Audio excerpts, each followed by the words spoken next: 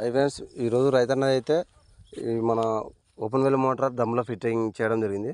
అయితే ఇందులో motor fitting చేసింది కానీ వాటర్ అనేది ఒక 10 నిమిషాల తర్వాతకి అనేది వాటర్ అనేది దిగిపోతుందంట. మళ్ళీ వాటర్ ఒక బిందె నీళ్ళు పోస్తే మోటార్ పోస్తుందంట.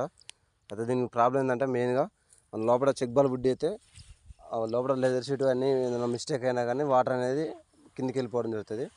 అయితే ఇప్పుడు మనం చెక్ బాల్ బుడ్డిని ఓపెన్ చేసుకొని అక్కడ లీకేజ్ ఉందా లేదా ఇంకో ఫాల్ట్ ఉందా సో మనం చూసుకోవాలి. ఎందుకంటే తుప్పు పట్టి ఉంటుంది కాబట్టి ఏమైనా హోల్ పడ్డా కానీ వాటర్ అనేది లీక్ అవుద్ది.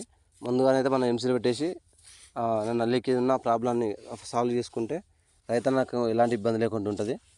ముందుగా అయితే మనం చెక్ బాల్ బుడ్డి ఓపెన్ చేసుకొని అసలు మీకు చూపిస్తా. ఇలాంటి ప్రాబ్లమ్స్ వచ్చినప్పుడు ఫస్ట్ ఆఫ్ ఆల్ అయితే వంక బెండ్ ఓపెన్ చేసుకొని చూసుకోవాలి. నెక్స్ట్ మన ఫుల్ వీడియోలో అయితే మీకు చూపిస్తాను ఏ ప్రాబ్లం వచ్చేసిందో.